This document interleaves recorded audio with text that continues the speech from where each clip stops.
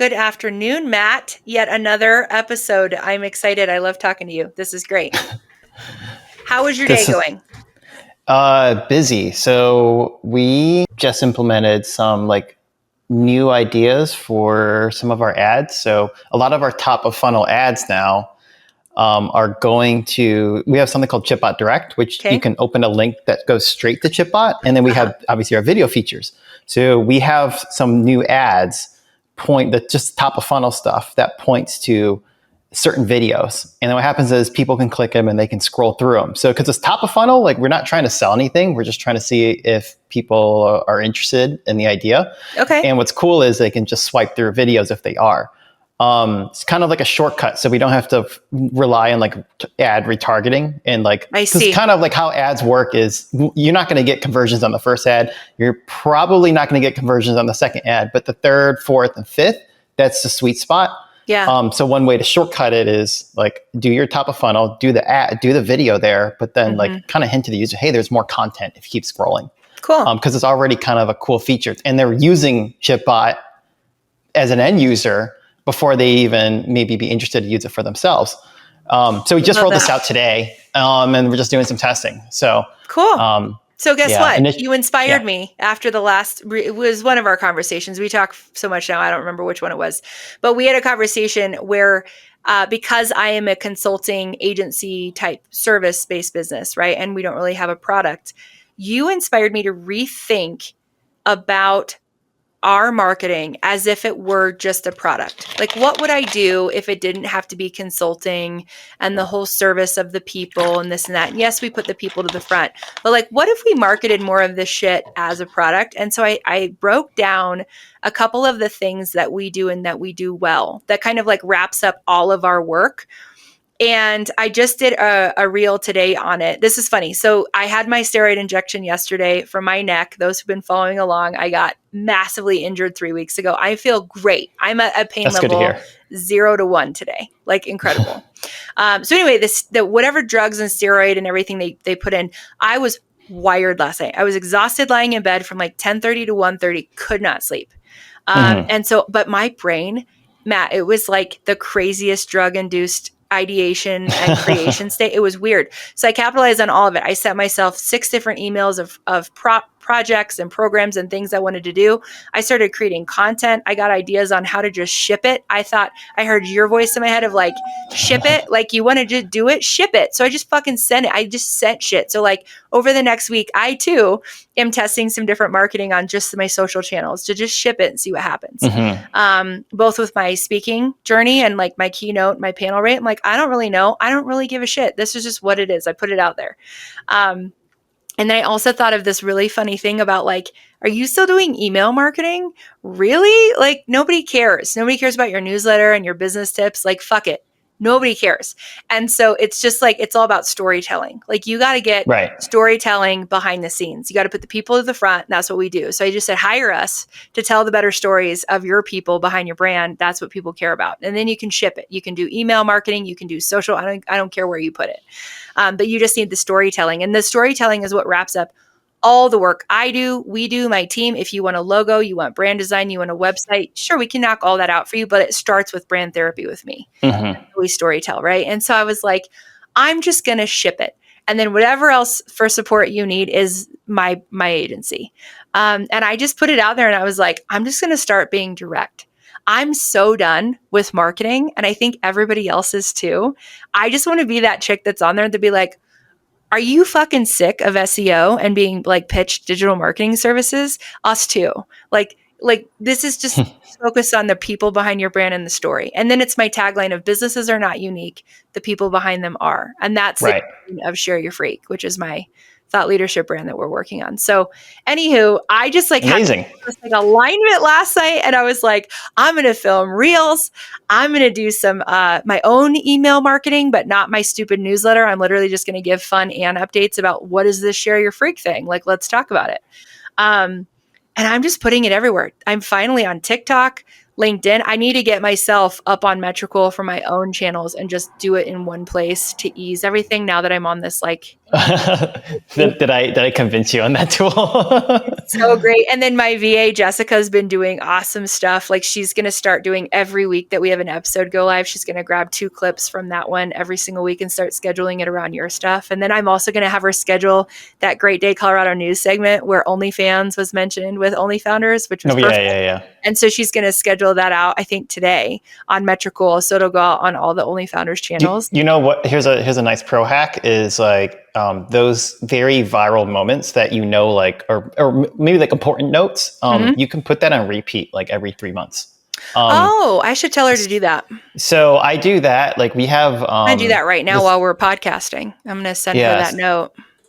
So we have this like part 1 through part 6 series for White Label, and I have that on rotating every 3 months. Okay. And it's a series that it doesn't get like crazy amount of views, but every time I post this series, we get like 10 or 20 White Label signups because it follows a journey of like it's an educational piece of content. Okay. And like every time I post it, it's like 10 to 20 White Label signups. 5 of them, 5 or 6 will convert like the next 3 days. And it's literally a button that it's almost like a money button. So the repeat thing is awesome. Cool. We do that for some other things too. So yeah, and then it goes through all the channels too. That's great. So you don't have to worry about one channel. I just sent it to her. I'll have it repeat every 2 months, which feels good. So that way, like we're getting net new viewers, and then they'll see it. That's great. Yeah, because I did love how OnlyFans was mentioned. I actually love controversial shit. You and I kind of enjoy the struggle. Like you like things to fail or the challenge, and I really like controversy and conflict. I love it. And so a lot of people, I had friends check in who saw my segment, and they were like, "Ann, I was so mad at him for bringing up OnlyFans. What a sexist, whatever." And I was like, not at all. And then they're like, weren't you so mad that they brought up OnlyFans on your segment? And I was like, no. I said, that means the branding worked. Like, that was incredible. That was exactly what my husband, by the way, in all due respect, like Trent Gillespie helped craft the OnlyFounders one-word name based on OnlyFans because of the brand similarities of it's explicit, it's a fly on the wall. We want it to feel not like too produced and too professional and like too unapproachable. We wanted it to feel just like you're in the room watching this thing happen and talking to founders and hearing founders talk about the shit that otherwise you wouldn't get access to. And like, that's exactly OnlyFans' approach to porn. Right. And so like, I think that like making it less produced and all that, really was a similar brand concept of something that's done extremely well. And I was like, yeah, that's exactly what we're going for. And so I initially had OnlyFounders as 2 words. And then I did some market research, and there's already like there's an app and there's like some groups for it. And then Founders Only was what I was kind of leaning towards. And then that one already exists, I believe. It does. And then Trent said, no, it needs to be OnlyFounders, one word. So people abbreviate it to OF, which is OnlyFans, and you don't know which OF they're talking about. I was like, oh, that's so good. And then literally they mentioned it on air, and I said, right after, I said, it worked. That means the branding worked. That's exactly what we were going for. And he went there.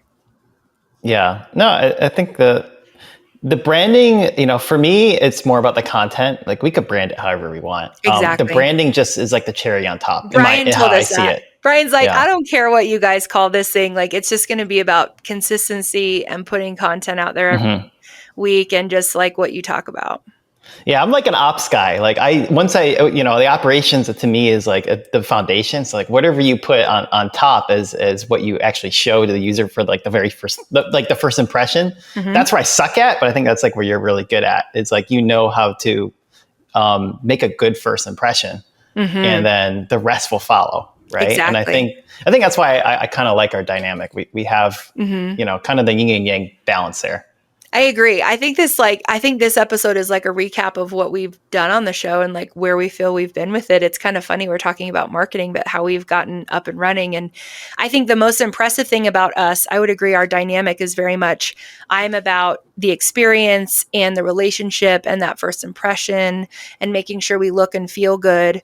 at first taste kind of thing. And then you're like, but know the optics, like, let's get it set up. Like, how are we going to distribute it? I'm like, I don't know. I don't give a shit about distribution. Like, Matt, that's all you. Like, I just really care about our branding and our vibe, right? It's the vibe check. I'm a vibe and the check. messaging. Yeah, the messaging. And you're just like, no, we got to do all of these things. Oh, I just realized my light is like front and center. This is so good. This is so amateur. I wonder if I put it. I didn't even notice until you actually moved it. I know. You could have just left it there. I didn't even notice. That's I funny. thought it was just part of the wall. Yeah. Yeah, we'll just leave it there. We'll have it in there. Am I really red today, or is it fine? We'll do it now that you're pointing out all the now I'm seeing them. I didn't even think about any of this before you. Guys, I've been like a tomato red on some of these recordings. When we get everything up on YouTube, you can go back and look at all this and be like, oh dang, wow. So I got your message. So we're going to upload episode 16. We'll have to figure out how to edit the older episodes, but at least I know episode 16 and forward are because we have such good stuff. Like the older stuff too. I want to make sure we get the long form video. Like we have short form on YouTube, but like the long form videos I want up on YouTube. And I had a question. I don't know if you know this, but like on Spotify or on Apple or on any of the podcast streaming apps, you can click on a podcast and there's a full length video right there to watch it. How do we do that versus audio? It doesn't work. I mean, we have to work with our hosting platform. So that hosting platform, at least to my knowledge, only does audio. We'll have to figure a way to see if it, how it does. Yeah, because it can be done. I was like, they're not going to YouTube to watch all the videos, even though it's good to have YouTube on there. It's literally in the podcast streaming that you can have a video and listen. And I want to do both. We'll have to figure that one out. That's brand 2.0. So Matt and I are also going to be working on some dates to go to LA, hopefully, and get some really awesome guests for you guys. I actually just set up meetings to have with some of my friends and founders that I think are doing some really cool shit. And they're so interested on being on the show. So I'm going to have some calls to talk about what they founded and everything we'd want to highlight, and then tell them about the show, make sure they're in. Then Matt and I are actually going to look to both go to LA at the same time because he's in Houston, I'm in Denver, and actually get some updated photos done. Like we've never done a photo shoot together for our brand. And we're going to look to revamp the OnlyFounders 2.0. You know what we should do is like open it to the public and see what they would do if they had ideas after listening to the show of cover art. That could be kind of fun. I think you could crowdsource it. But cover art's very subjective, right? No one's right or no one's wrong. Mm-hmm. So you can crowdsource it. Everyone's giving it from the lens they like it. But I think it's just like it's like buying a watch for someone. You can never really successfully buy a watch for someone. True. Even if you could buy the most expensive one, but someone else, it kind of looks ugly. And then you would get offended, right? If it's like, I spent a lot of effort thinking about this watch, but it's so subjective. It's going on. It's the watch. It's something that you wear to represent you, right? Yeah. So only you yourself know, and for us, only we know kind of what's the true representation. That's so true. Yeah, we'll get it. No, we'll get it. I think we were either going to do it internally. I know Shannon had some interest in it too, and she's an amazing designer, but also, I don't want to take up too much of her time or resources because she's busy. But yeah, we know some amazing branding people, but also it'd be fun to kind of listen to some of the fans if they have any type of design interest to see. Maybe it's just a quick survey too, like, what are some of your favorite elements of cover art, or what makes you click, right? Like I'm always curious about audience feedback, like what makes you click on a podcast if you're scrolling through for something to listen to? And do you even scroll through to click on something net new, or does it have to be mentioned to you somewhere else or referred to you? I'm really curious about that too. I know nothing about the world of podcasting. Matt and I are a hot 9 weeks in to producing this show. And we've spent a couple of months, maybe several months, getting it up and running with the Podva team. So I don't know. I mean, it's still just learning. It's a lot of learning, but I'd be very interested in podcast marketing and outreach. The YouTube distribution is the next big one. So once we get, so if those thumbnails are up, we can start posting them probably as of today. Cool. So that's one milestone. And the next milestone after that, it would probably be update kind of our visual appeal. Yeah. And I would probably say like, regardless of who's doing that work, once we have the raw assets, like I wouldn't want to wait on anything. So, Yeah, I agree. we would, whoever is available, we're shipping it. And we're getting you. Yeah. We're doing it. Just ship it. Yes. That is the advice today on the show, is just ship it. If you have an idea, just ship it, right? I think that's also, that goes into the whole just do it, or the fear thing, or everybody, there's all these interviews with founders and people who founded some really cool things. And they say, well, what is your advice if you could go back in your first year? And I've been asked this too, right? What is your advice to yourself? And I said, just do it. Like, get out of your own way, right? Everybody says the same thing. Right. We're always Yeah, that's stalled true. in like decision fatigue and, well, I don't know, it's not right, so I'm not going to do it. It's like, we're all recovering perfectionists. Okay. Like, so many of us. Analysis paralysis. There's Yeah, that one that's it. too. Yeah. So just get out of your own way and just do it. It's kind of like my late night steroid injection loopy drug thoughts of like just sitting in my bed. And I have two shits to give Matt. Yesterday was a beautiful day for me because I sat on the couch. I watched a ton of Love is Blind Denver, which, that season, I don't know. I don't even watch garbage TV like that. And no offense, it's not garbage TV, but you know what I mean? Is it like vegetation? It's just like, it's like mindless TV that you can just get lost in, and it's so entertaining. I loved it. we all need I this ate all stuff. the snacks. I ate all the table tennis is kind of like that for me too. Like, there's some days I'm like, I'm not playing games. I'm just gonna hit the ball and be a zombie. And like, I love that. Yeah, it's okay.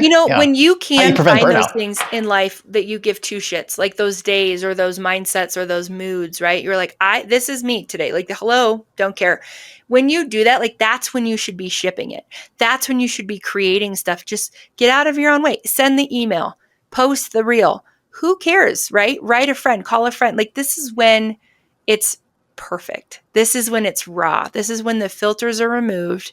You don't give two shits, and that is when you ship it. And that's actually what works. Like, there's content that I have scheduled out that I'm like, we'll see. I don't know. It's always like the fuck around and find out model, right? Like, well, I don't know. That's founder life to me. Founder life is like, until you test it, you don't know. You have no clue about any of it. So just do it. Like, just send it out there, and then you got to measure it, right? You mentioned like you did like a ton of like high value work yesterday in a very short amount of time. Yeah. That is the feeling you have, like you should aim for about every three out of 7 days a week. Yes. So 2 is not enough. Yeah. 1 is not enough. But once you hit 3, you kind of like automatically give yourself new opportunities. It may not be like a huge landfall. Like, who says how did you get to that number? Like 1 or 2 is not, because there are some weeks I might disagree with you. There are some weeks where I get 1 or 2 of those flow state periods where it's like maybe 2 or 3 hours and I get a shit ton done. And then it's like, that was it. Like, how do you determine that 3 days is a magical number? Because if you only do it once a week, because failure rate's so high for whatever you do, if you just compound those instances throughout the whole month, 3 gives you enough odds to beat whatever headwind you're hitting. 12 times a month to like make some way on quantity versus it depends. Like, my flow state isn't necessarily like, let's do like 30 things at once. It's actually doing a few things really, really well, and really honing in on differentiators. Yeah. You need a lot of different types of differentiators to kind of see where the market goes. Yeah. Sorry. So once a week is just not enough. Yeah, I could see that. Right. For sure. I think that it's like twice a week is also not enough either, because if you only do twice a week, you feel like you're hitting a quota. But if you hit 3, once you get past, this is how I came to 3. Once you get past 2, the idea of hitting a quota disappears, because it's become second nature to say, I'm going to do very unique things right now. I'm going to make a big waves in a lot of different ways in a very short amount of time. This is fascinating. It's 3 times a week to hit something that you feel you're not just hitting a quota, but it's just becoming a habit. Yes, because a lot of what we do, our biggest struggles, is often marketing or sales. It's not the other stuff. Those 2 areas, it's like beating a drum. You have to be consistent. I actually If you really like beat, that. yeah, It's exactly what was recommended to me on the health side of things. So when I started lifting again 3 years ago, it was like just do heavy strength training 3 times a week, 2 to 3 times a week, but 3 times a week is where it's at. I'm like, why? It's kind of that yeah, same mindset. It becomes a habit. 3 times a week is enough. Becomes a habit. Doesn't take over your life. Doesn't feel yep. overwhelming. Like, oh, I can't keep this up. It's too time intensive. And it's not once or twice. Is like, nah, I could drop it. But there's something about 3 times a week. You're right. It's 3 times a week. It's like, okay, this is just what I do now. This is my net normal. It's the same with table tennis. The other number, that's a magic number because in table tennis, it's the same thing. If you only practice 2 times a week, you slowly die, like degrade in skill. I say die because your whole ability to compete is death. But if you do maintain your skill at 3, it's enough to maintain your timing. It's enough to maintain your form, your technique. It still reminds you where you're weak at. It still reminds you where your strength is at. Interesting. And you're right. It's no longer like, oh, I got to make sure I go 2 times a week. Once you're at 3, it goes like, no, I'm here to maintain or grow a little bit. And that's what table tennis is. Awesome. I think a business 3 is kind of already growth. Sports are a little bit harder. There's a lot of things going against you. So 3 is only maintaining. 4 is, you got to do 4, about 4, minimum is 4 to grow past it. But for like marketing and sales, like just 3 a week is fine. Yeah, that's cool. I love that. I feel like that's a great ending point for today, to be honest, because I feel like if we leave them with the power of 3 and anything you're doing, you get it 3 times a week, that's going to build routine, that's going to build habit, consistency, and it's going to keep the skill level. That's great. So whatever you're doing, there's a lot of power. 3 times. Hold on. What's another good power? I'm just, it's hilarious. It's because I'm knee deep in marketing, showing a different type of ad with the same branding 3 times. 3 times is also another way to go increase your CTR rate to 4 to 6 to 10%, whatever the number is. You're right. You're right. It's the power of 3s. You're absolutely right. Because 1 and 2 is not enough. Yeah. So what else is out there that is the power of 3 that you're going to start looking into? And you know what? So Trent and I always joke about this. This is really, this is a dark topic, but it's funny. So whenever someone famous dies, it happens in 3s. Have you noticed? Like there's a notable death, a movie star, somebody in the spotlight dies within the same day to a few days. There's 2 and 3. There's always like this, and this person. And it's like the power of 3 of losing really valuable, important people. Like this week, D'Angelo and Diane Keaton, there is probably a third there that's passed away that you're like, oh, those people were profound, right? Like for me. But it's interesting. Like when someone famous dies, you're like, oh, who are the other 2? We always make a joke. It's really sad. And then there will be announcements. We're like, ah, shit. There were 2 more. Like we lost another one. So it's fascinating to me, but I love that. The power of 3s. There you go. That's our show today. Want to take us out? Yeah, we'll have to revisit that concept. There has to be more than your that. Your wheels are spinning. I know your wheels are spinning. Yeah, I'm curious. So yeah, I think that we'll wrap it up. We'll definitely have to revisit this topic, but no, thanks for this fascinating update. I think we got to recap on our podcast.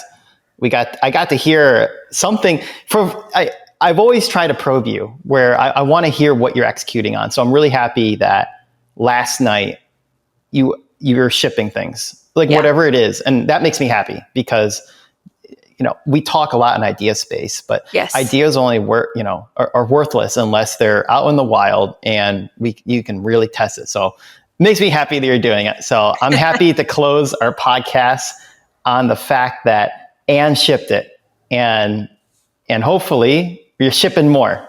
I am. I'm shipping a lot more, Matt. It feels good. Well, thank you. And that is it. I'll see you later, Anne. See ya. Thanks, Matt.